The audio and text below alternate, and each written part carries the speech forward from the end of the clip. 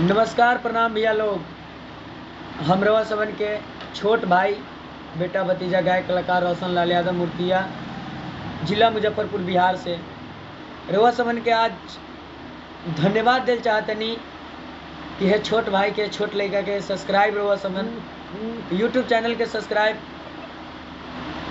1000 complete कह देनी। एक खातिर हम रवा सबन के आभारी बानी।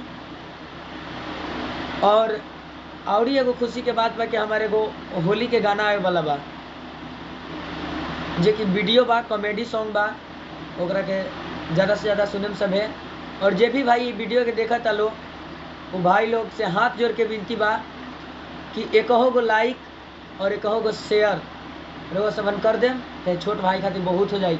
और जे भी भाई अगर चैनल के सब्सक्राइब नहीं के कैले, वो भाई से हाथ जोड़ के हमारे विनती बा कि भैया सभी रउआ लोग हमरा के सपोर्ट करी और हमरा चैनल के सब्सक्राइब कर ली सभी, ताकि हमरो मतलब कि मनोबल बढ़ल रहे और गाना के सुनी और प्यार दुलार दी सब।